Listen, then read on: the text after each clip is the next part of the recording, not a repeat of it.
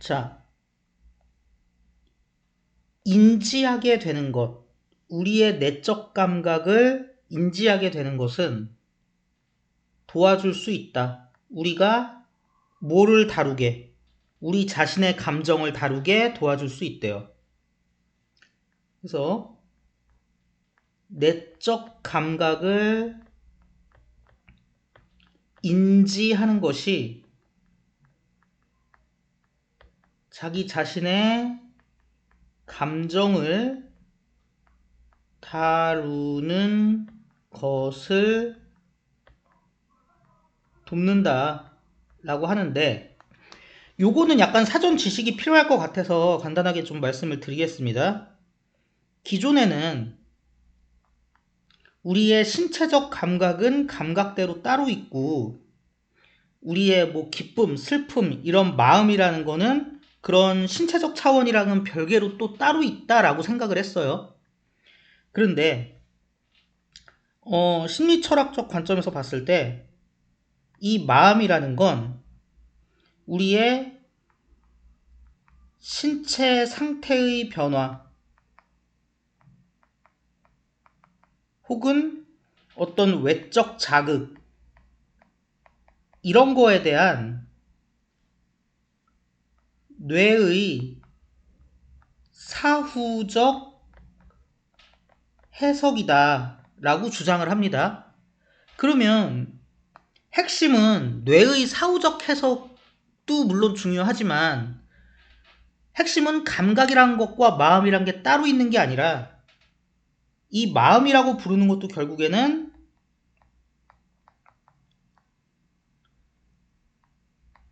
감각의 한 종류다. 이게 중요하다는 거지. 그러니까 감각과 마음 혹은 우리의 기분, 느낌, 이거를 구분지어서 생각하지 말고 넓은 의미에서의 감각에다가 포함시켜 보자는 얘기입니다. 아마도 더 놀랍게는 우리 신체의, 그래서 이게 뭐냐면은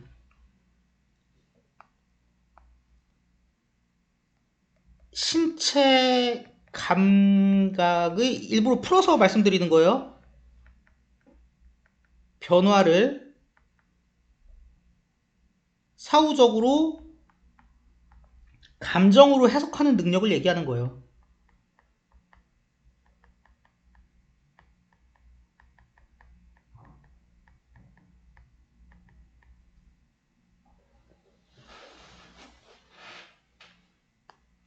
이것이 또한 우리를 더욱더 밀접한 접촉으로 데려다 줄 수 있어. 다른 사람의 감정과의.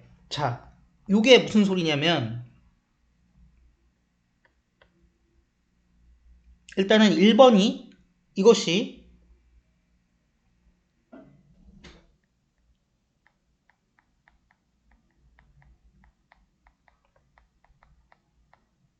이걸 통해서 타인의 감정을 이해하는 데까지 나아간다는데, 이런 얘기예요. 마음도 감각의 한 종류라고 했잖아요. 그러면 A와 B가 이렇게 있을 때 사실 얘가 가지고 있는 마음이나 기분을, 감정을 좀 넓게 할까?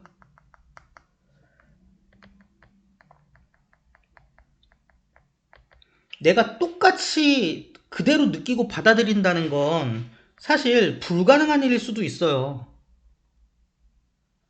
다만 이런 식으로 마음이라는 걸 해석을 하면 어떻게는 할 수 있냐? 내가 유사한 자극, 유사한 신체 상태를 만들어서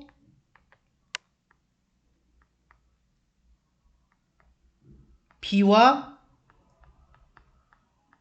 유사한 내적 감각을 경험해 볼 수는 있지. 해볼 수는 있지.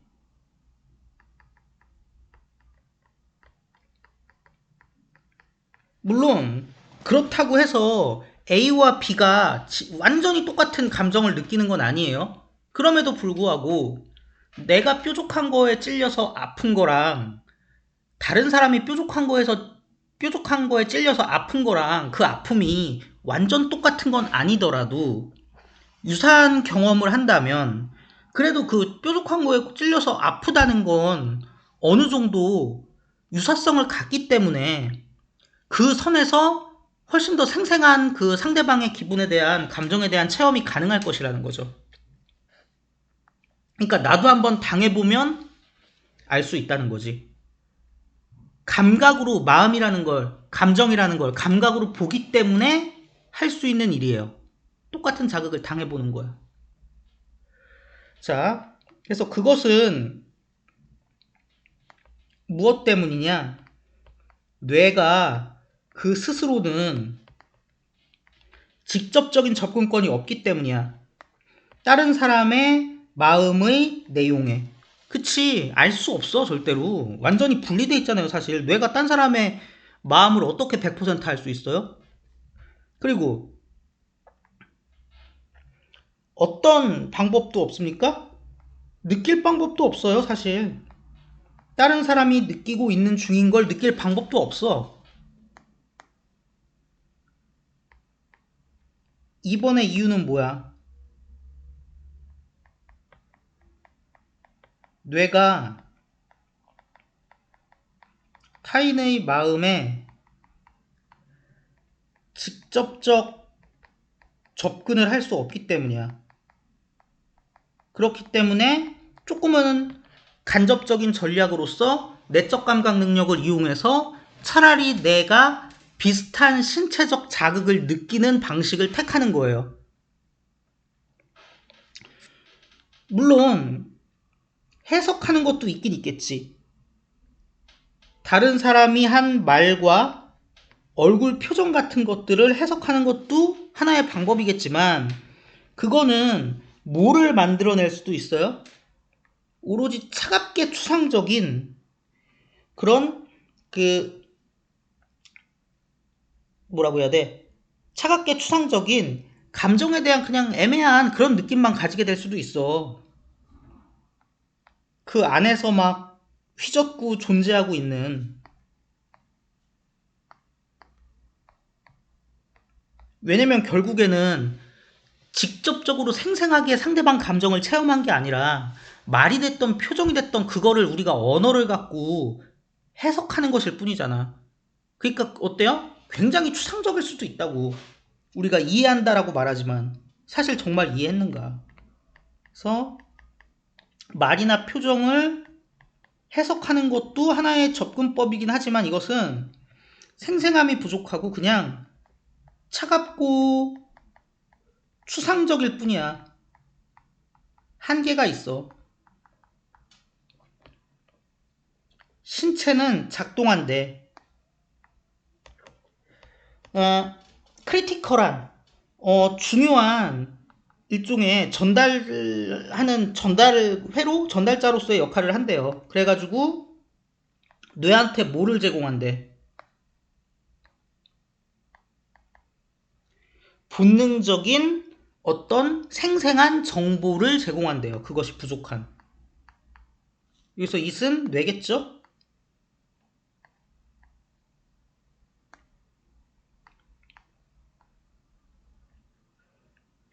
음,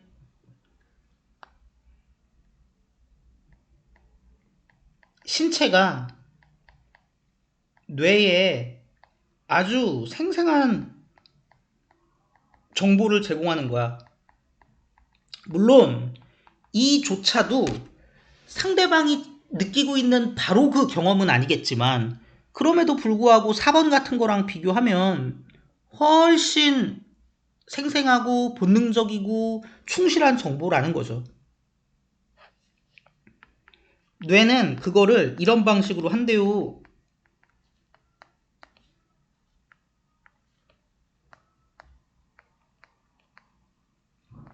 다른 사람들이랑 상호작용을 할 때 우리는 미묘하게 그리고 무의식적으로 걔네들의 얼굴 표정, 제스처, 포즈, 그 다음에 목소리의 높이 같은 것들을 모방을 한대. 그리고 나서 모방을 하니까 어때요? 유사한 신체적 자극이 나한테 오겠지.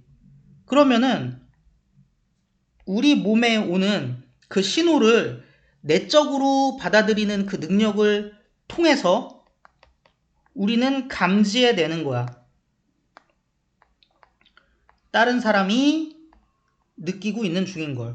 뭐 때문에 이게 가능해요? 우리가 그것을 우리 스스로 안에서 느끼고 있기 때문에. 여기서 말하는 it은 뭡니까? 이거죠. 물론 what the other person is feeling이라고 하니까 뭐 우리는 충분히 뭐 어떤 의미인지 알아듣지만 사실 진짜 완전 찐으로 what the other person is feeling이 아니긴 하지.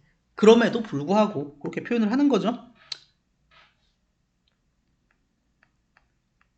그래서 어떻게 한다? 표정, 자세 등을 모방하여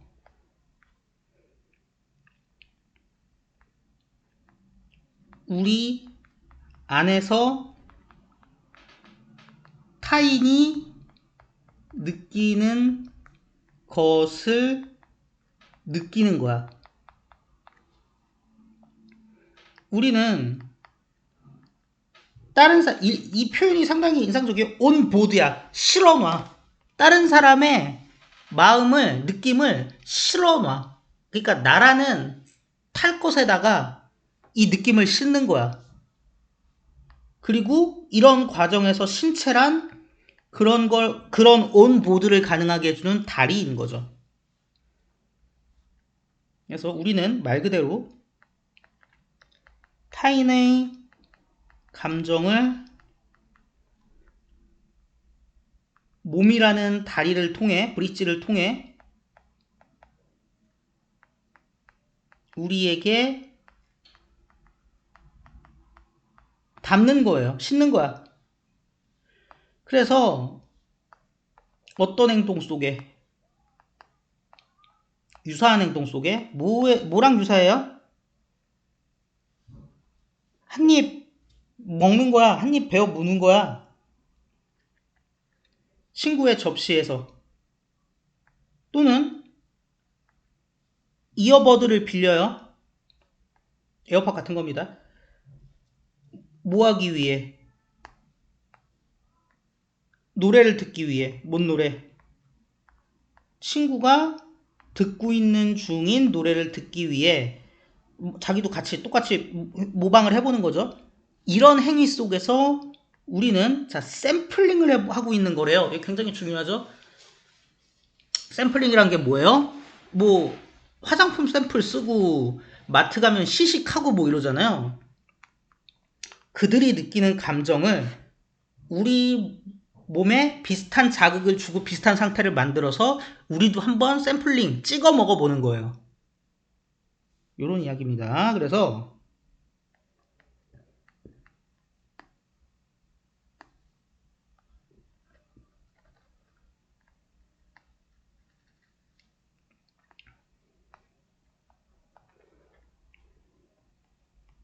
문법 좀 할게요. 구조는 이렇게 되겠죠?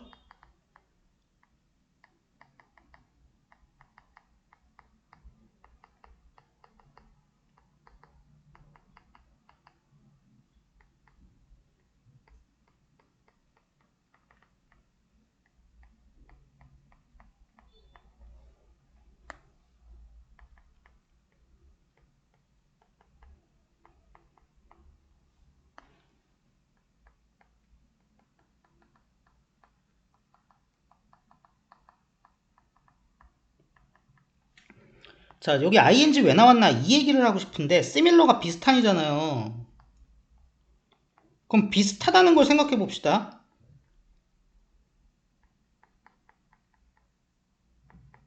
얘가 있다고 했을 때 비슷하다는 건 갖다 대봐야 될 거 아니야.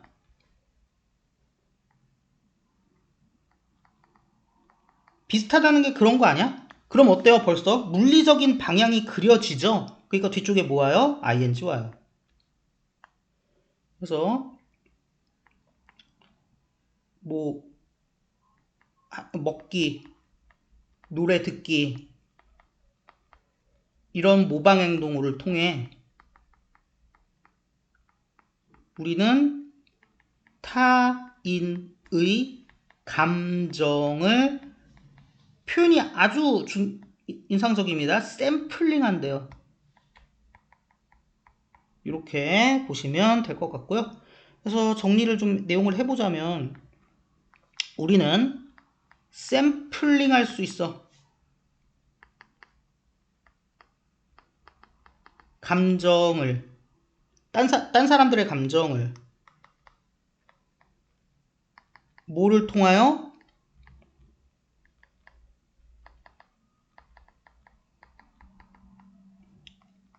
행위의 모방을 통하여.